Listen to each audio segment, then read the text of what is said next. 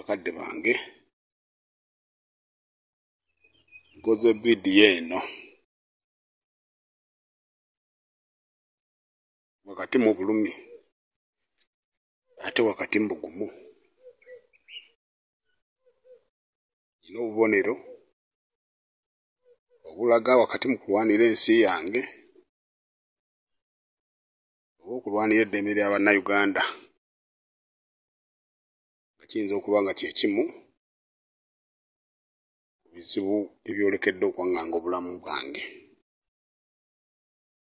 Naye bwe kibanga Katonda bw'asazeewo ng'omusaayi gwa bannayuganda bangi gujja kuyiika eggwanga lisobole okutereera,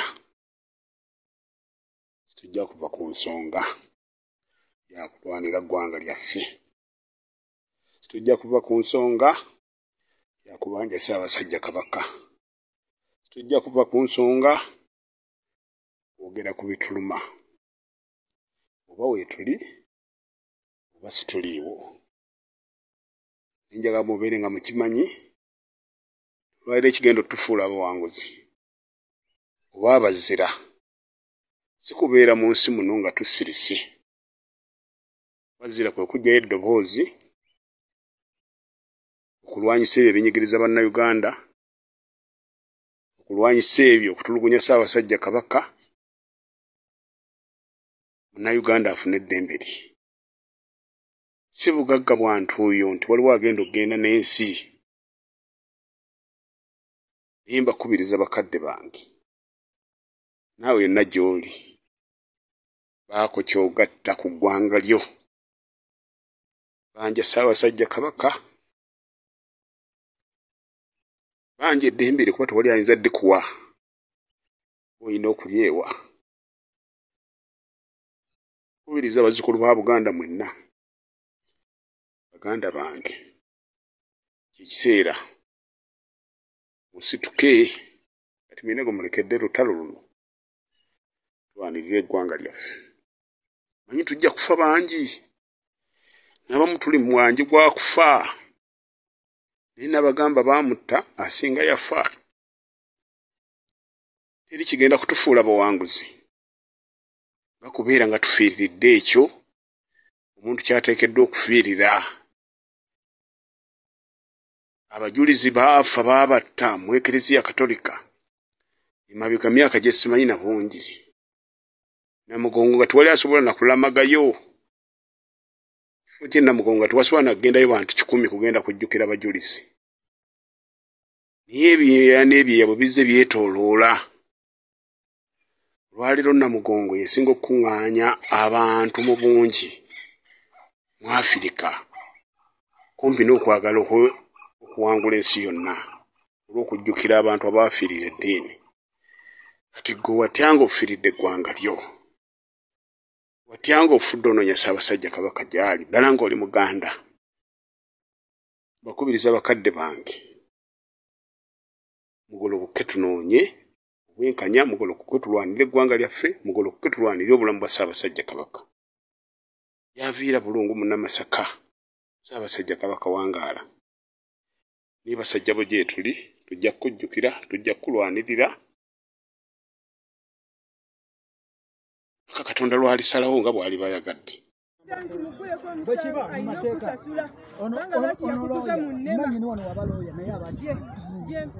Oyo omwana gwe mulaba ye nannyini maka gano bannaani.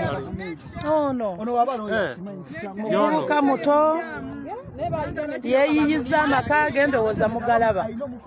Nze Mama Africa ndiwo batambuliza vidiyo singa kiri ku ggwe nga bw'omulaba. Mwana muto yeeyiyiza, azimbye ennyumba ye. Mutunuulire gavumenti ebyaddala, daba omuvubuka otunuulire n'amaka ge. Avudde ku mulimu ng'ennyumba ye eri ku ttaka. Buli omu yeesabire, buli omu asabire munne. Eno ennyumba gye bamenye nannyiniyo y'ono. Abantu baabo bajjayo obuntu bwabwe, naye nedda. Kino si kituufu. Kati omuntu wa wansi alagewa. Tebabawoninze, tebena kye bagambye, grade etandise. so n'olwekyo buli omu ajjayo obuntu bwe. Eno Uganda yaffe oba nedda?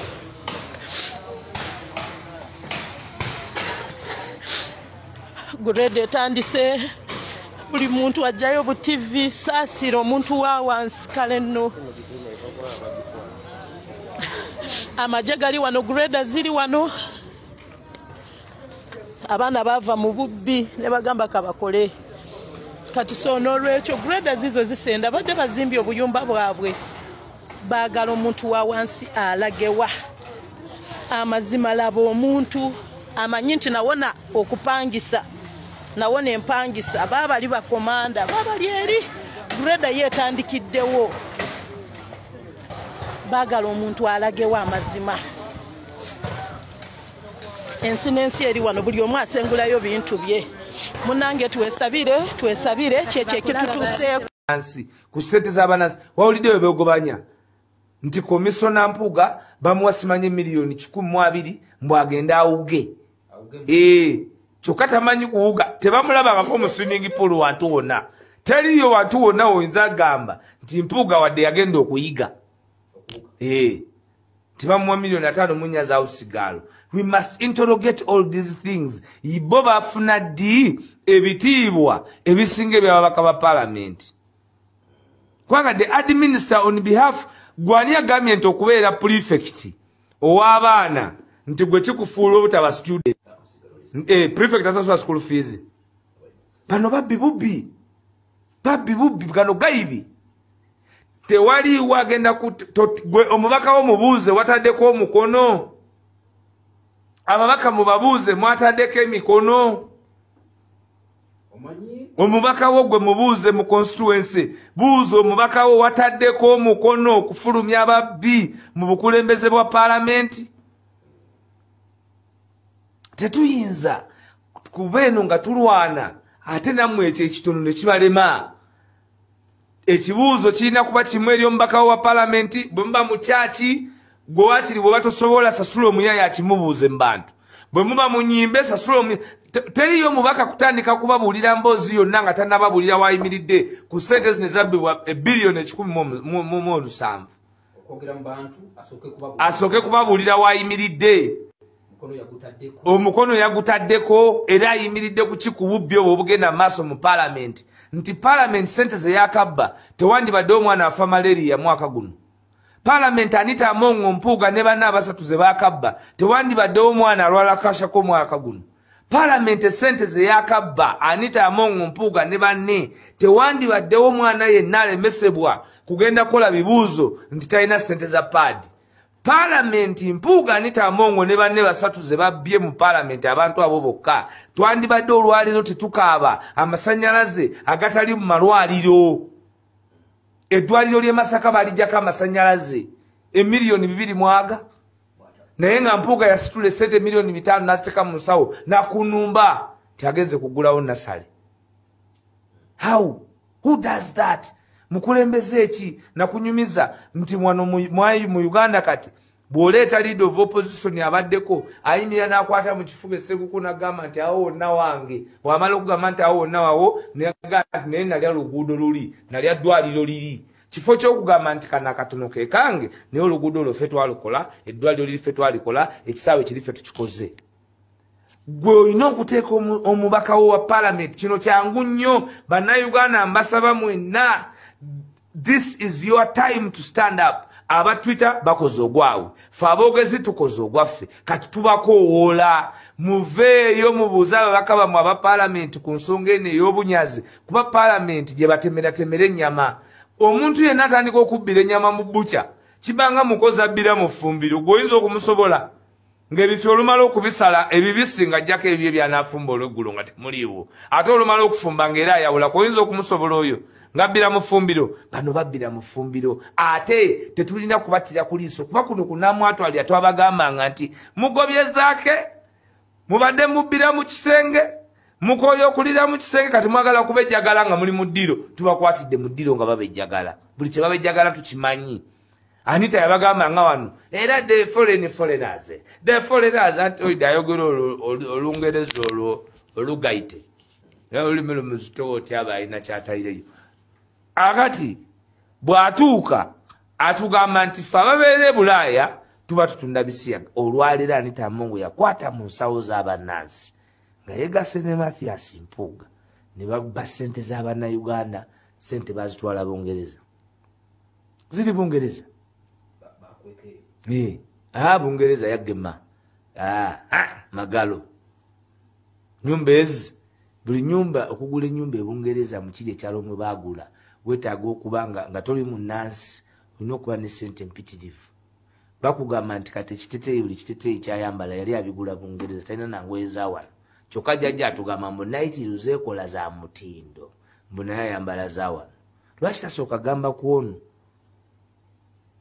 So gwali eyo ng'oli Munnayuganda nga tonategeera lutalo lwe tuliko nti ababaka bamwe aba paalamenti mubabuuze ebibuuzo, ne waba wa opposition mubuuze nti ku nsonga eno nga tunateekako ki mukono. Bangi besitannalaba naye ndowooza nti bajja, kubanga eno ensonga tuyinza butagiwangula. Bangi abatannateekako naye manyi nti bajja, era mmanyi abatannaba. Saagala kwesa mukisa guno leero kugamba nti kati tutandise okwogera amanya, naye pulogulaamu ejja ku Lwokubiri njagala lisiti mbuze nti kati abeegundi mutugamba ki, abeegundi mutugamba ki, abeegundi mutugamba ki, kubanga tetugenda kuttira ku muntu ku liiso alemererwa kuyita kazannyo kano. Bwe batyo batubuzaabuza ku miliyoni 4, emiliyoni 4 ogajjukira, tebagenda tubuzaabuza ku luno. Gwoba waba yakwata ssente z'omuwonso n'azikuwera wansi w'emmeeza, mugambe nti poteya eryo kati talina kyabanja pungulu. Naye wano tulina okufa n'omuntu wano, kuba njagala tujjeko ku paalamenti ndaba ono gwe twagamba nti zizzeeyo nga bamukutte bamutadde ku jirikiti. Tukugamba zaayo ssente weekweka Mengo,